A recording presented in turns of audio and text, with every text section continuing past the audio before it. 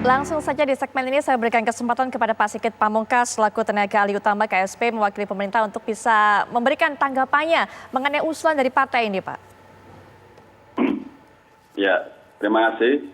Selamat malam Mbak Putri dan Pak Jasu serta Mas Narwi. Pertama, tentu apa yang disampaikan oleh partai politik ini adalah hak partai politik. Hak partai untuk menyampaikan aspirasi, hak partai untuk mengambil posisi atas sebuah isu, dan juga hak partai untuk memperjuangkan isu yang sedang diusung. Jadi pada konteks ini adalah bahwa apa yang disampaikan itu adalah urusan partai, ranahnya partai politik, bukan ranahnya pemerintah. Yang kedua, bahwa Presiden taat dengan konstitusi. Kita ketahui bersama bahwa konstitusi saat ini membatasi periode masa jabatan presiden, artinya tidak memungkinkan bagi presiden untuk 3 periode ataupun diperpanjang ataupun menunda pemilu, karena konstitusi mengatakan pemilu dilaksanakan setiap 5 tahun sekali gitu. Nah, dan kalaupun usulan itu berproses secara politik, proses untuk mencapai itu pun ada prosesnya di MPR ya.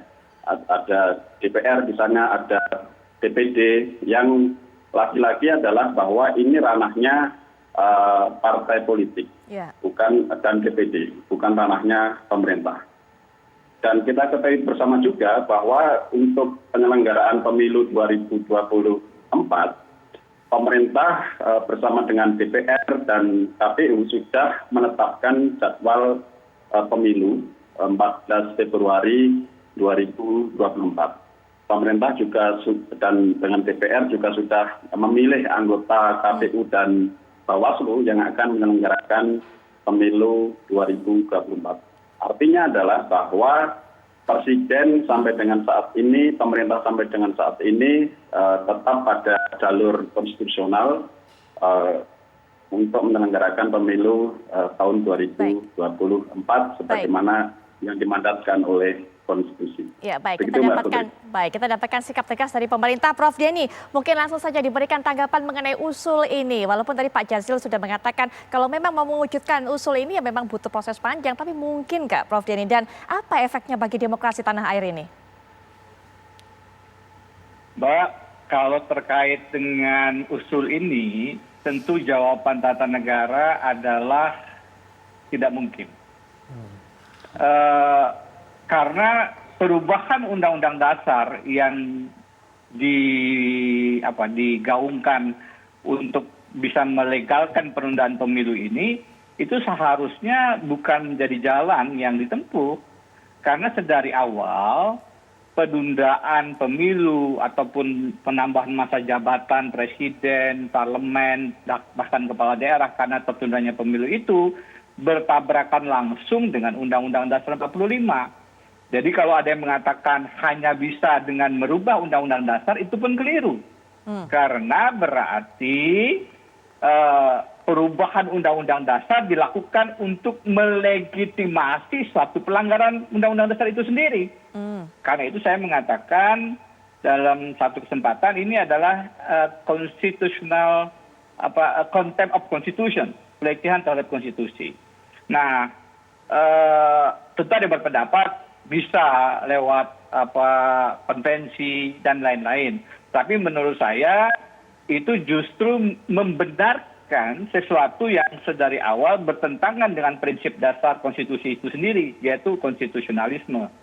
Dan saya sebenarnya melihat disinilah Presiden Jokowi punya kesempatan untuk melaksanakan sumpah jabatan beliau, yaitu melaksanakan Undang-Undang Dasar dengan seluruh-seluruhnya.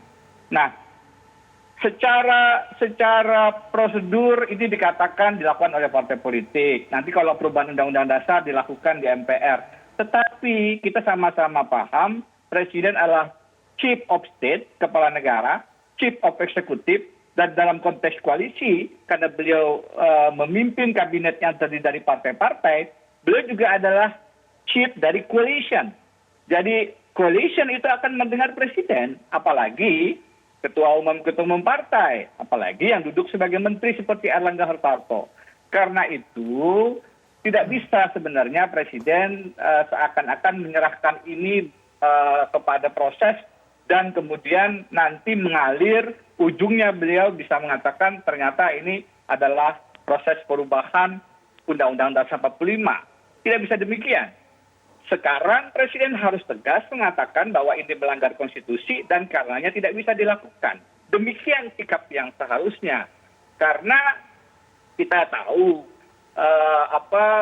dalam sejarah legislasi kita, perubahan undang-undang KPK atau perubahan undang-undang Minerba dan lain-lain yang tiba-tiba saja muncul ke ruang publik, itu sebenarnya kalau secara prosedural bisa dikatakan sesuai dengan proses pengambilan keputusan walaupun partisipasi publiknya minim sekali dan ujungnya melumpuhkan KPK. Hal yang sama akan terjadi dengan ini. Jadi saya berpandangan tidak ada ruang sebenarnya penundaan pemilu ataupun perpanjangan masa jabatan karena itu bertentangan dengan pemilu yang periodik dan reguler, pembatasan masa jabatan yang sudah clear dalam konstitusi kita. Baik, Prof. Denny Indrayana, terima kasih sudah meluangkan waktunya untuk memberikan pandangannya. Kita nanti minta pendapat dari Pak Dzasil, kemudian juga Pak Sigit Pamungkas juga terima kasih sudah menjelaskan secara pasti bagaimana sikap pemerintah. Terima kasih untuk waktunya sekali lagi, Pak Sigit dan juga Prof. Denny Indrayana. Wassalamualaikum warahmatullahi wabarakatuh. Nanti kita lanjutkan lagi perbincangan ini dengan Pak Dzasil dan juga Mas Nyarwi, tapi setelah jeda ini kami segera kembali.